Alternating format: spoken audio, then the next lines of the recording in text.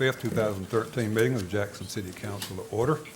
Ask Council Member Ernest Brooks II to lead us in our invocation and pledge. If you would, please rise. Good morning, Mayor and Council. Several weeks ago, our visionary mayor announced the Season of Unity. The mission of the Season of Unity is to show care, thanks, belief in the worth of all people, to increase cultural understanding, and through education create a spirit of nonviolence. To increase our understanding, we must also celebrate our cultural diversity. In that spirit, I would like to introduce to you Samuel Santos. Samuel is an immigrant from Brazil. He's lived here in the city of Jackson for 13 years. He is married and has 2 children in our public school system, and he is the deacon of Poplar Heights Baptist Church.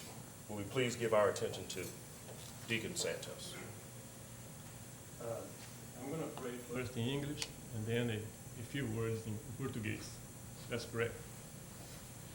Heavenly Father, I would like to thank you for all the blessings you give us each and every day. Thank you for giving us our daily bread. Also, I pray that a spirit of unity may be present among all of us.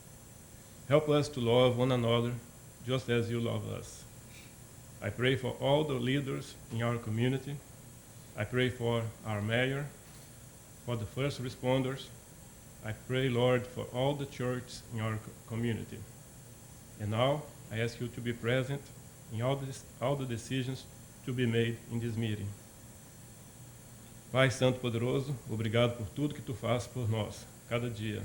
Te peço, Senhor, que esteja conosco todos os dias de nossas vidas. Nos ajude, Senhor, a te servir melhor. Esteja com o prefeito da cidade de Jackson e com todas as autoridades. In the name of Jesus, amen. Amen. I pledge allegiance to the flag of the United States of America and to the republic for which it stands, one nation, under God, indivisible, with liberty and justice for all.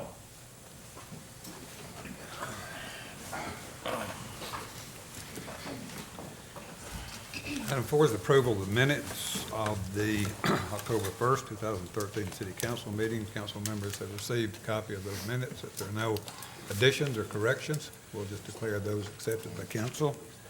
Item 5 is the invitation for public comment. If there's anyone in the audience who'd like to be heard on any item under new business, if you'll let it be known at that time, we'll be happy to call on you.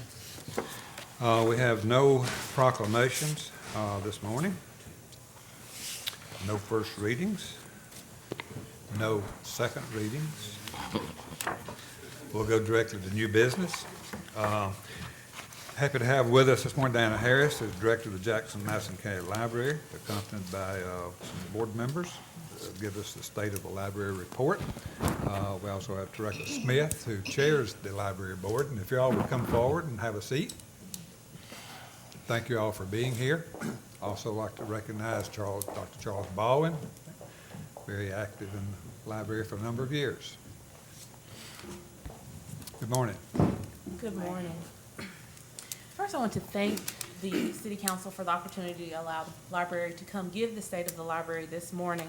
We also want to thank you for your continued support of the library. The last year has been a big year for change for the library. We terminated our contract with the private management company LSSI and went back to a board-managed library, and that has reaped tremendous benefits for the library. We've hired a new director, Ms. Donna Harris, and she took over March 1. She's implemented so many different changes to the library, and I just want to say, if you haven't been lately, you need to come. It is amazing in there. I was born and raised here in Jackson, grew up here, and I use the library a lot, and I want to feel like it has returned to the state it was years ago when I was younger. We've opened up a new North Branch in a new location. It's wonderful. There's more space. It looks amazing. We have done extensive remodels to the main branch, and Ms. Harris has a PowerPoint, and she's going to show you some pictures of the changes we've made. I want to also thank you for your support and ask that you continue to support us as we move forward. over the years with the library. And now I'm going to turn it over to Ms. Harris so she can give you her presentation. Mayor and Councilman, it's my privilege to present this to you. I'm very excited about the library. As you can see, the PowerPoint, this is our new logo, and it represents who the Jackson-Madison County Library is now and what you can expect when you visit our facility. Just a brief explanation of our logo. The silhouettes in the middle that are different shades of blue represent the diversity of our community. That was done on purpose. The Connect Here, I loved the city's logo there of connecting here in Jackson, and I think the library is an awesome place to connect for technology, literacy, and community. It's a new day at the library, and if you walk in, you will feel the difference immediately.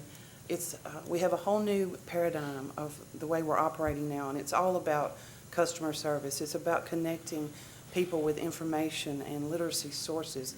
It's our goal to provide customer service that'll knock your socks off. We're not there yet. I think we do have your shoelaces untied, but we're not quite to the knocking the socks off yet, but we are working on it constantly. One of the first things that we identified as an issue was this circulation desk. As you can see, Tina is sitting behind it there, and it's not very visible at all. It wasn't conducive to good customer service. There was a big disconnect between our staff and the people they were waiting on. So we addressed that immediately, and now when you walk in, this is what you see. It's a service desk that my staff is very visible and very accessible to serve, ready to serve your needs. One of the other things I noticed when I first came was when you first walk into the building, there was just tables after tables of people, along with the computer lab that was there. So when you walked in, it looked like a sea of people. And I have met many of these people since working there, and the majority of them are very nice, kind people. And I have no problem with people sitting in the library as long as they're not violating policies, procedures, or bothering other people or violating their space. So, but one of the things is when I walked in that first day, it was a little uncomfortable and a little intimidating to newcomers, or I'm sure to young girls especially walking in. The young adult area was right immediately beside those two first tables that you came into there, and so it was just an uncomfortable kind of setting. So you couldn't walk through the library without walking through every table that was there, and it was giving panhandlers a great opportunity to stop people as they walked through the library. I even got stopped the day I came for my interview and was asked for money. So we identified that as an issue, and the plan is to move those tables back out of the line of traffic so that you can walk through the library or walk upstairs without even having to walk by a table. The tables will still be there. They just will not be in the area that is so accessible to panhandlers especially. The other thing is on the second floor, all of the fiction books were moved to the second floor, so our elderly population especially, if they wanted to check out a fiction book, they had to either climb the stairs or go down a hallway that was not monitored, and many of them felt uncomfortable doing that. I was told many people quit using the library when that arrangement was created. So our plan, we're going to be closed beginning Saturday for probably a week or two while we flip things around. All of the books are coming back down to the main floor, so when people come into the library, anything they can take out of the library will be right there. They can just pick any book without going upstairs and be in and out without having to be faced with any uncomfortableness. As we do that, then what are we going to do? The second floor, we're going to move the computer lab to the second floor, and that will take care of another issue as well, because on the second floor we had no staff. There was absolutely no library staff up there to monitor that area. So we will be moving, if you were in the library looking at the balcony, the right side of it will be the computer lab, and we will have a dedicated staff member on the second floor watching that area and monitoring it at all times. On the left side of the stairway will be our reference department. We will not be able to totally, remodel it at the present because we didn't include that in this year's plans, but we do plan to add a reference librarian, because even in the age of technology, you need somebody that knows what reputable sources are, which websites you can trust, The Library Friends have given us permission to change our Little Friends room into a teen area, so the teens will have an area they can go and feel comfortable to browse and to just fellowship with each other. There will be dedicated computers in that area. It will be an area that will be monitored.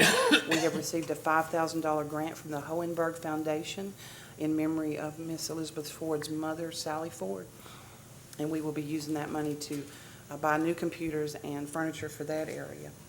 One of the most important areas I feel in the library is the children's area. When I first came, this is what that area looked like. And as you can see, there are some adult materials there on the right side of the picture. I mean, bestsellers and new fiction is what that is, new fiction and nonfiction. But it was right beside the children's area. Also, the children's librarian's desk is over behind that pole kind of. And the children's computers were up in your front corner on the left. They weren't working, but if they were, they couldn't have been monitored. So it was kind of a mess, and we made a plan, and we've started working on it. We're not quite done yet, but here is what it looks like today. Thankful to the city very much for their support with capital funding. We were able to buy some new touchscreen computers for the children. We have a new circulation desk for the children, and when the children's librarian is stationed at that desk, she is able to monitor the hallway where the elevator is. She can see her line of sight is straight down through there. We have also been able to add some furnishings to that area. The foundation, the Library Foundation has been of great help. They furnished the little reading cubes for the children, and the library friends put down some custom vinyl tile for us where they could do their crafts out there without getting their Play-Doh and stuff in the carpet. And then the next area was the community classroom. This is the old coffee shop space. I have been an educator much of my life. I currently teach online for University of Memphis as well, and I do believe education is huge for a community.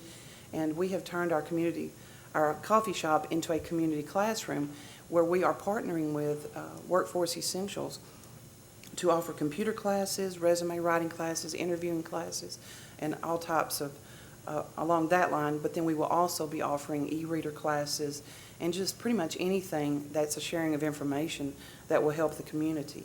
And we have received a grant, already received the grant, to purchase laptops for this area.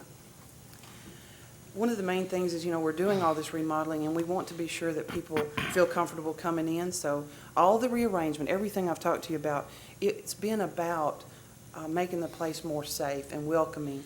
And we are continuing our efforts to curtail the panhandling, the loitering, and the smoking on the library property.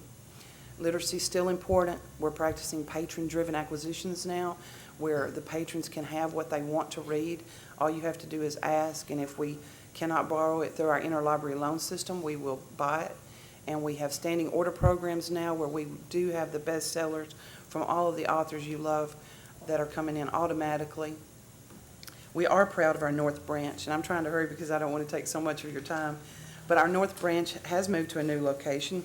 We're very proud of the new location. It has much increased parking, and the new North Branch is being known now as the Jackson-Madison County Library North Branch, in preparation for hopefully someday in the future a South Branch. And what we're trying to get across to everybody, that it's one library system. You have a library card, it can be used in any of our locations. You can, whatever is in the catalog, it doesn't matter which location it's at, you have access to it. You can ask that it be delivered to the other location. It's all in service to the people of Jackson-Madison County. The new North Branch has quite a bit more room. We went from 2,500 square feet to 4,850 square feet. Once again, the Library Foundation furnished all the new furnishings for this location, which was 15 new bookshelf units. We have a program room there now that's fixing to house the art exhibit, that's the diversity art exhibit that the city has touring around. The children's area is beautiful, and we have a computer there that I was able to get through it's called an early literacy station. I also got that on a grant. Our virtual branch, more and more people are looking to the electronic resources. They want e-books. They want information that they can access at home. So we're really up in our virtual branch, which is our website. There's a link to databases on there, and also to the Reads program. If you have a Kindle Nook, even your phone. I have a Kindle app on my Android, and I read my books on my phone most of the time now. And you can check them out through this system. Now, when I first came, we had one book. We owned one book on this system. Now, the state has purchased thousands, so you have access to those as well. But locally, we only owned one book. Now we own 244 books on this system, and we are increasing that gradually. We had no databases, and now we have purchased this smorgasbord of databases from Universal Class, which is continuing education classes. You can actually use them for continuing education units, or you can just, do them for your own enrichment. Digital photography, how to care for pets, computer classes, Excel, customer service even. Some of my staff went through the customer service program on it. Freegal is music downloads that are free.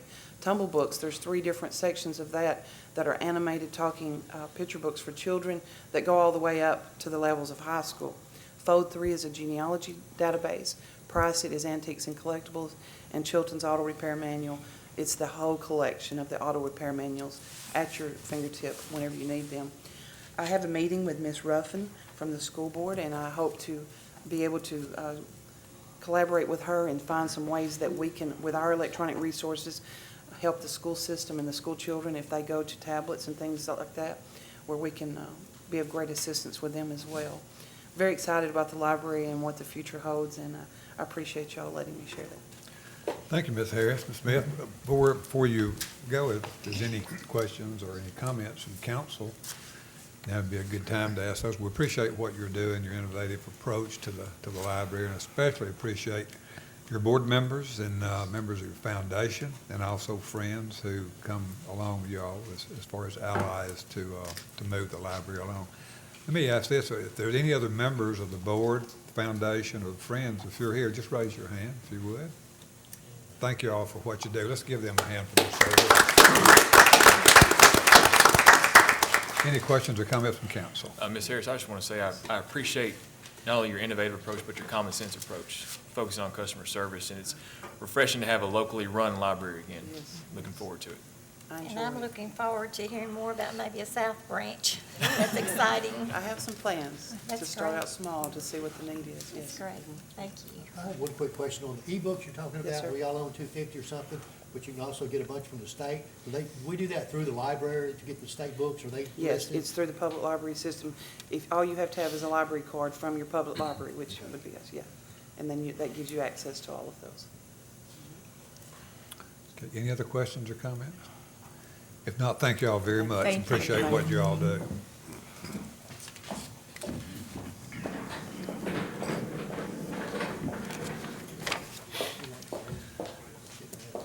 Item 2 is consideration of street acceptance for Wrights Mill Section 8, Canewood Cove, Millview Cove, and portions of Mossy Oak Trail, Ravenwood Drive, and Branch Creek Drive. So moved. Second. Motion is second. Any discussion from council? Council, please vote. And the vote is unanimous.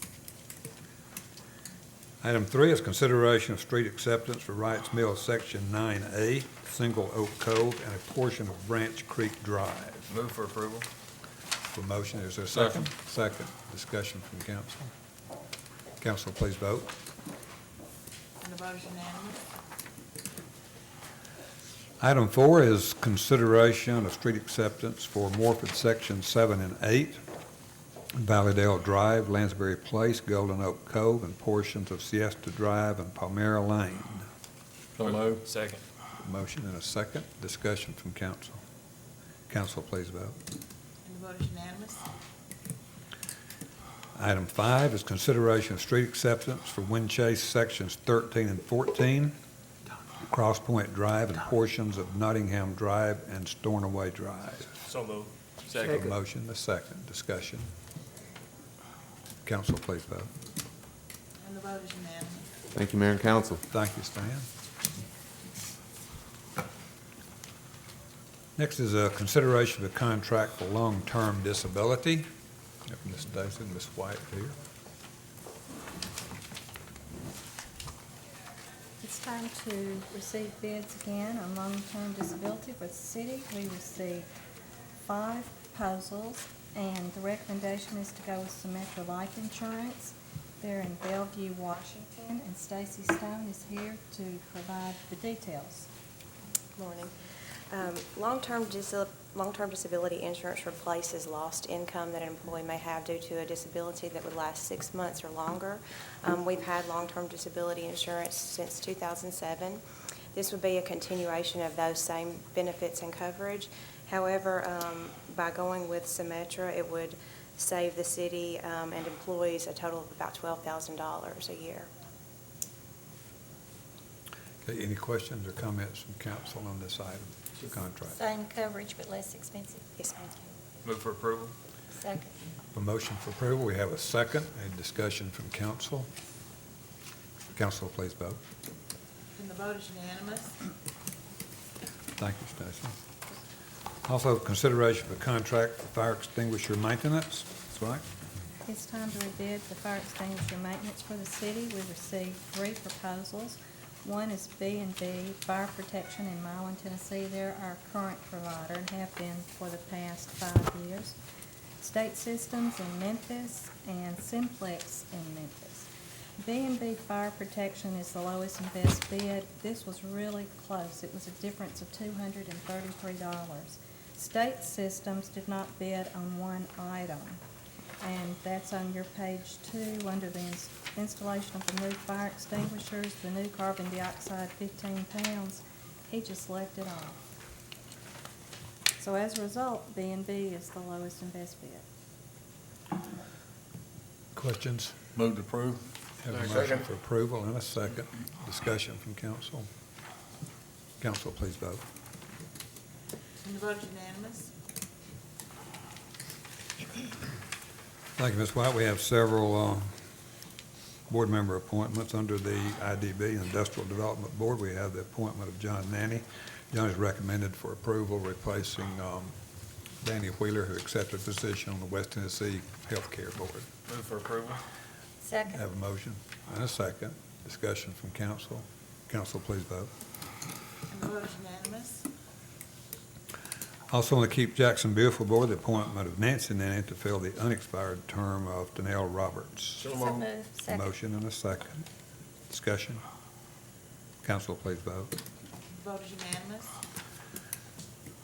Under the Jackson Housing Authority Board, the reappointment of Jimmy Cole. So moved. Second. Motion, second. Discussion. Council, please vote. And the vote is unanimous. Item 9 is consideration of budget amendments, and I think we have a couple. Val? We do. The first budget amendment we have this morning is a grant that has been received. The city's received a grant from the State Department of Agriculture for planting trees at the downtown Dog Group Park area near the farmer's market. The grant is for $17,530 with a match of $8,765. This will be a draw on fund balance, bringing the draw on fund balance to $875,372. So moved. Second. A motion and a second. Discussion from council. Council, please vote. And the vote is unanimous. The second amendment that we have is an increase to the Community Services Department. We'll be hiring an after-school summer program specialist and needs an additional $10,852 for the salary of this position. And this will be a draw on fund balance, bringing the draw on fund balance to $886,224. So moved. A motion and a second. I have a quick question, if I may. Go ahead, Councilman. Karen, what does that bring that salary to? This is the salary for That this is it? position. Yeah, it's a Okay. part-time position, $10,852. I think they're hiring an additional person to help with Okay. this. Thank you. Any additional questions? We have a motion and a second already. Council, please vote. And the vote is unanimous. Thank you. Thank you, Val. Final item is consideration of invoices over $10,000. So moved. Second. We have a motion for approval and a second. Discussion from council. Council, please vote. And the vote is unanimous. There being no further business, meeting is adjourned.